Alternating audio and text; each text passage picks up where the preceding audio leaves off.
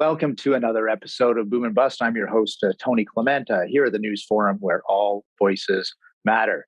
Well, it's time for our monthly check-in with Tom Caldwell. He's the chairman of Caldwell Securities in Toronto. We'll discuss the federal budget, of course, economic news, and more. Welcome back, Tom.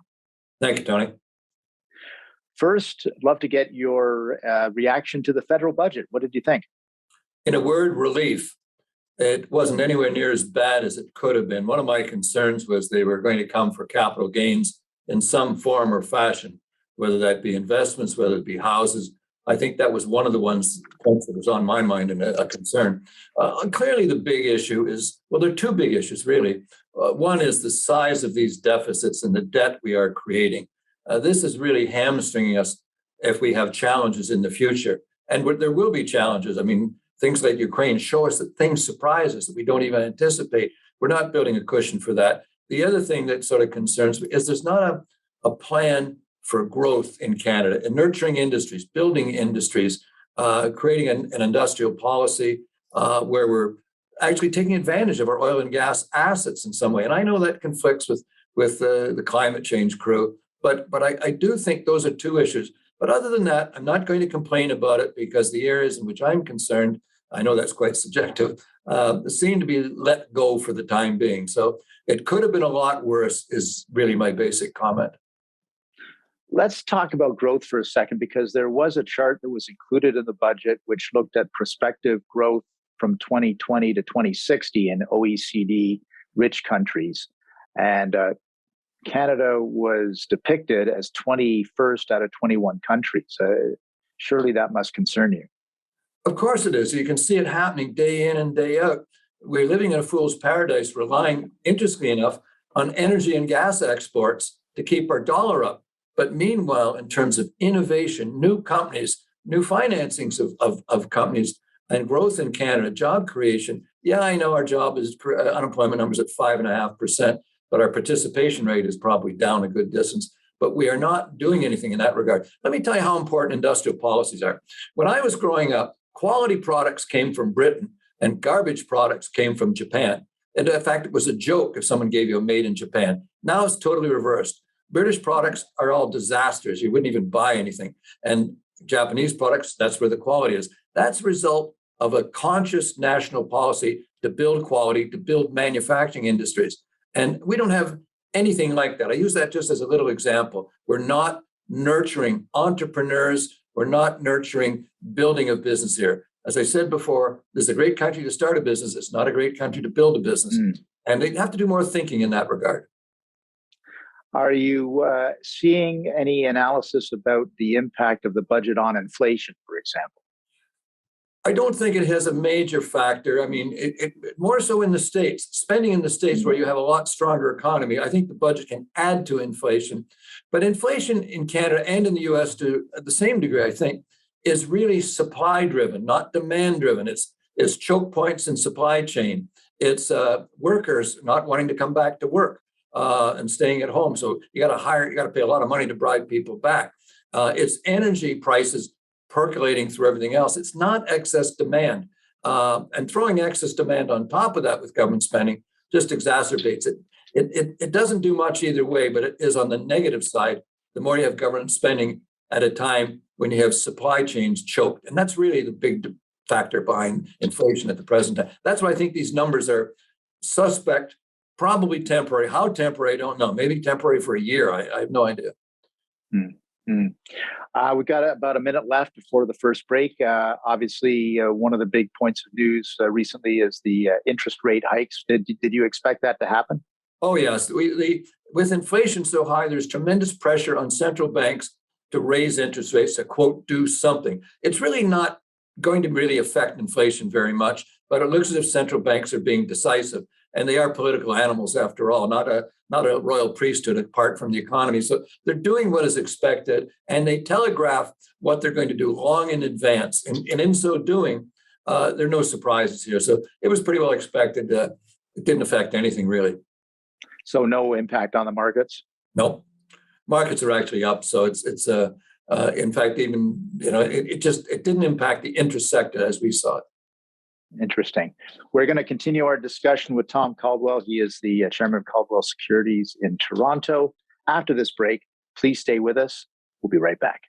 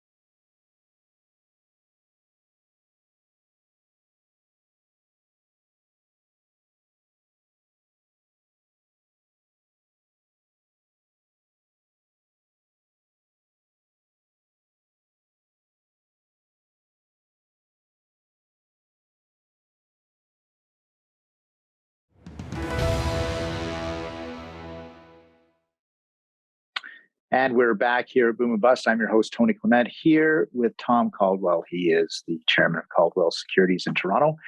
Tom, you mentioned the U.S. and some of its budgetary woes.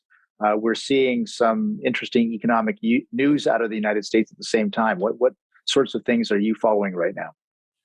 Well, geopolitical is the one I'm paying a little bit of attention to, but in terms of economic, governments both can.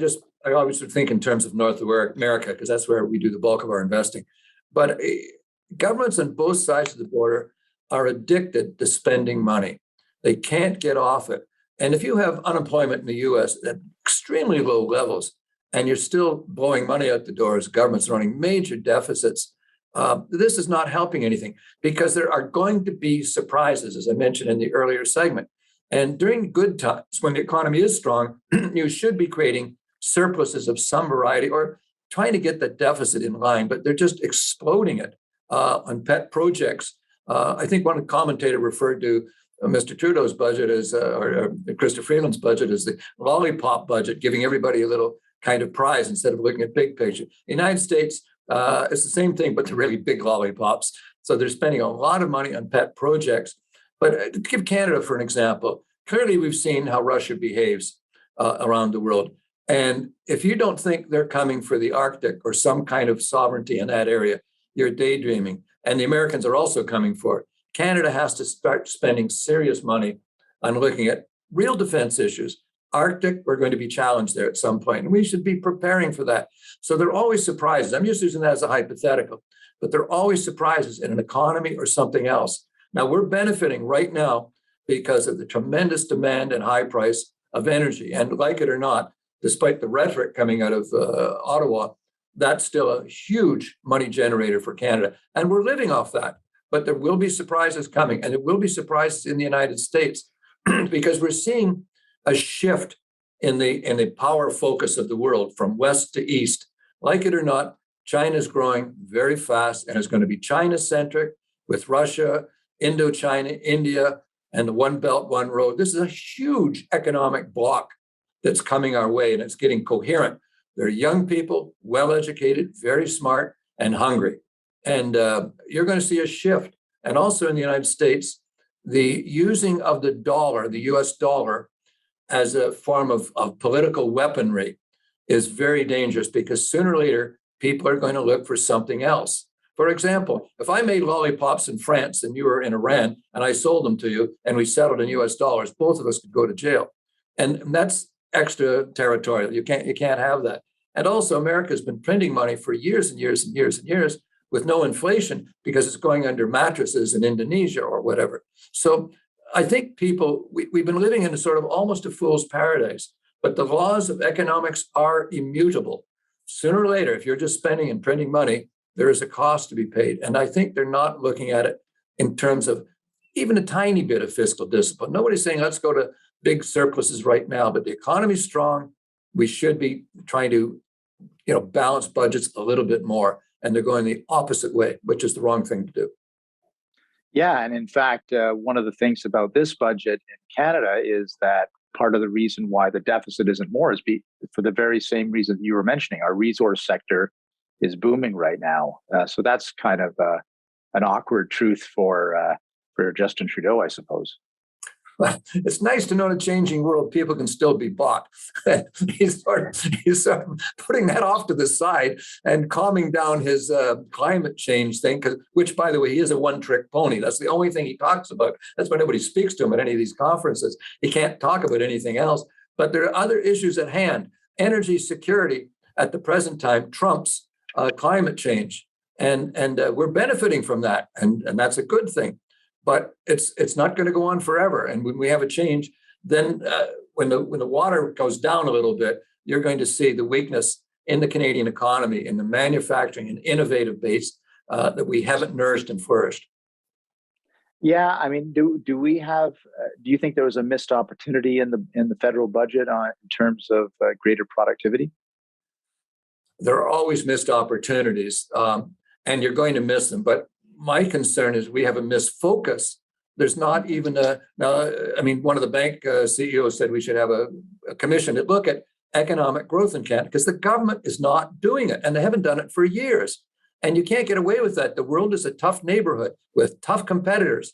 And we've got to smarten up and toughen up. And we have to think in those terms. We'll be back continuing this conversation after this brief message break. Please stay with us.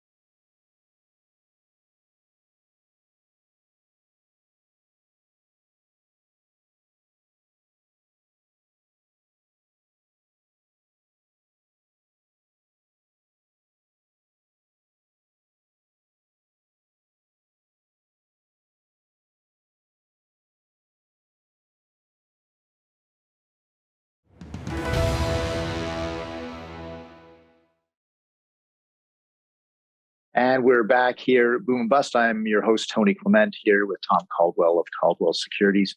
Tom, you mentioned China earlier, and one of the things that was found in the budget was more support for the critical minerals supply chain in Canada. Obviously, China has a stranglehold on what are called critical minerals that are used from everything from fighter jets to electric vehicles. Any thoughts on Canada wrapping its head around having a better supply chain for those?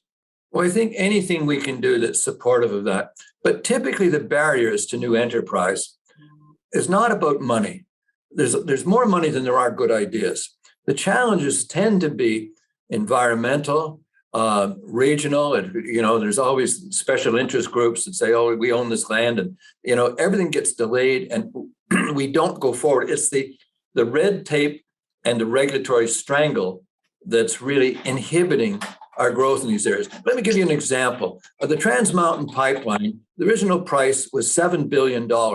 With all the obstructionist special interest groups out there, the price now to get that finished is $27 billion. That's $20 billion more. It's added to the cost. And by the way, we're still struggling with it. So my point here is that we have to clean up and expedite new projects in the country. It isn't about the money. Government grants, government programs always become boondoggles. You know that from politics. No matter what you try to do, small business incentives and give people money back, it generally attracts the crooks. But the guys who want to build businesses, they're entrepreneurs. They need the world simplified. And we haven't done that because we are going totally the other way on any regulatory matter whatsoever, from securities to environmental to whatever. We got to simplify stuff. I'm not saying don't have regulation. Have them simple, easy to understand, and easy to comply with, and easy to police as well.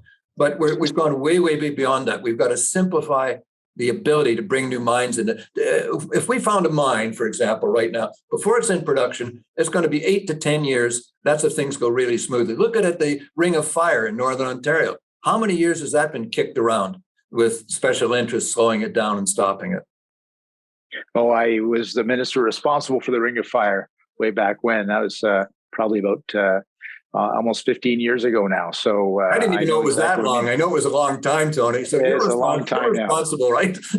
Well, I tried. Believe me, I tried, but my time ran out in government, unfortunately. But no, I think you're absolutely right. And yet, I think this is one of the points you were making earlier. China isn't waiting around.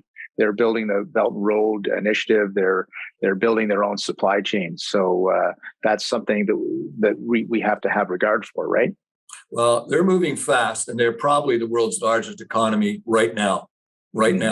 Because if you filter out much of the U.S. Gross domestic product is services, and it comes to making stuff, I think they're way ahead of the West already. And do you see any threats on the horizon for China, or is this inexorable from your point of view? It's going to happen. It's going to happen. We either lack the intelligence or the spine or the intellect or the insight to see what's coming at us. But the center of power in the world is shifting. For example, there was a time when America was powerful that Mr. Putin wouldn't even try this. But everybody sees America and the West as weak. The one interesting thing from the Western point of view, you look at the Shanghai shutdown. A zero COVID policy doesn't work.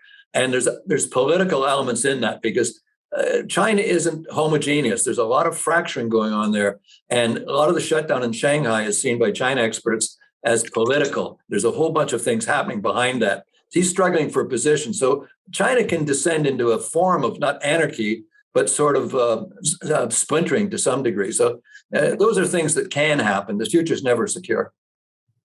Yeah, it seems that Shanghai is becoming the poster child of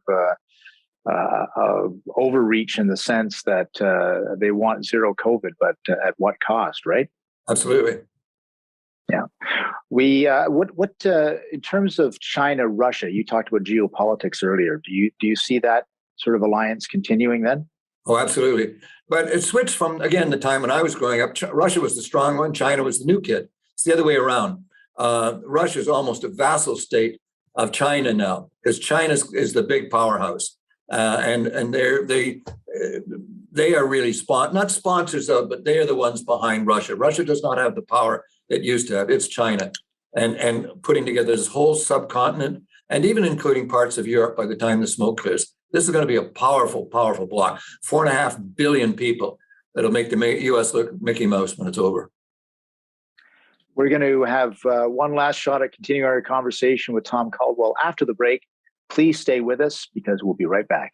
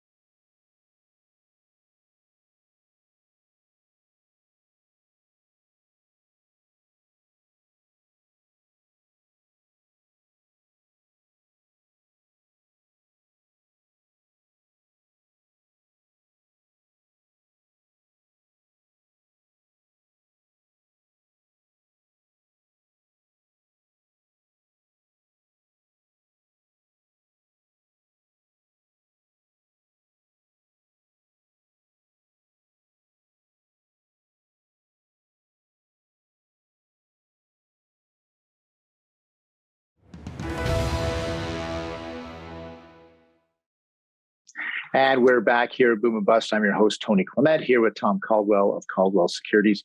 Tom, one of the continuing items of discussion, both in politics and in economics, is our housing affordability issues.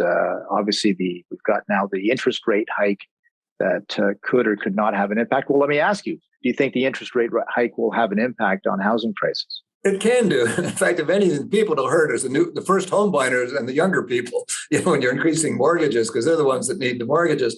But, markets have a tendency to self-correct.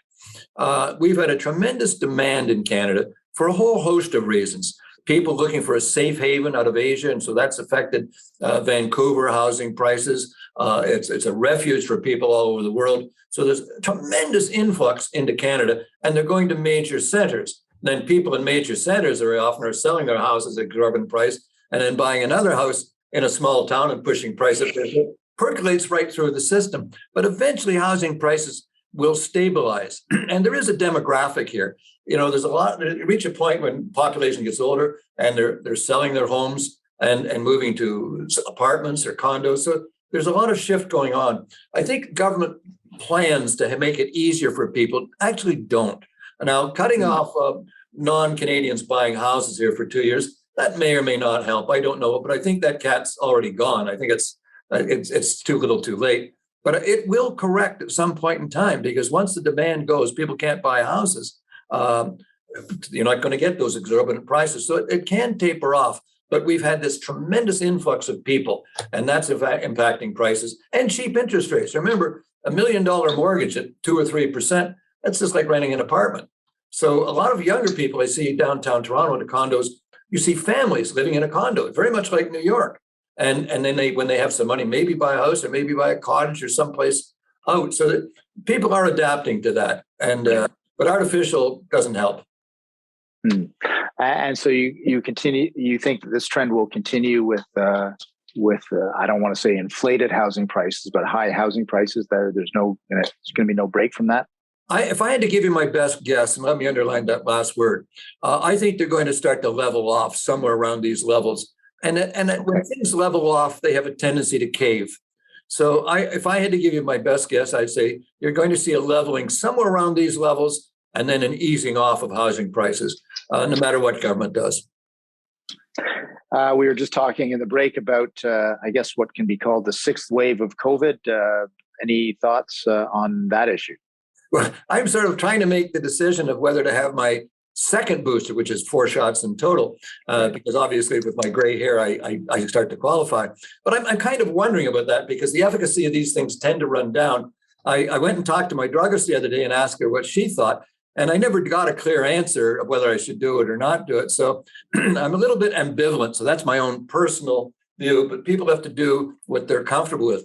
I don't think with this 6th or 7th or 19th wave, we're going to go back to lockdowns. I think no government's going to try to pull that again. You can pull it off in a totalitarian state. But I think if you did that in Canada now, that government's going to be out of office. That's something that we're not prepared to do. I notice people are starting to wear masks a little bit more. And I just don't want to offend people. I have my mask with me. And so when I'm on elevators with people, I put it on. So we may have to move back to a little bit of caution. But I think people, if you say use your brain, will probably be all right. And bit by bit, this is going to be part of the continuum of our lives. And maybe they'll have a COVID as part of our flu shot that we get every year. So we'll see where we're going with it. But no shutdowns. Wear your mask a little bit more than you might have done, but I think it has to be left to the individual. So you feel that the economic impact of the pandemic really has run its course then, Tom? No, I think there's a ripple effect to it. I think the ripple effect is that a lot of people don't want to come back to work. And you can maintain a business working from home, but you can't build a business working from home. I don't care what people say. And the level of service, I've been working with some banks recently on an estate, and the level of service goes down dramatically when people are working at home. People, I'm sorry, we can't do this because our people are working from home. The efficiency of organizations have run down. Well, on that note, our show is run down. So we are out of time for this month, but we'll have you back next month for sure, Tom. Thanks for being on the program. And for our viewers, thanks for watching. Thank you. I would like to thank Thomas Caldwell for the discussion about the federal budget. And of course, we went from there to energy policy and security policy and inflation and housing. There's always a lot to talk about on our economy.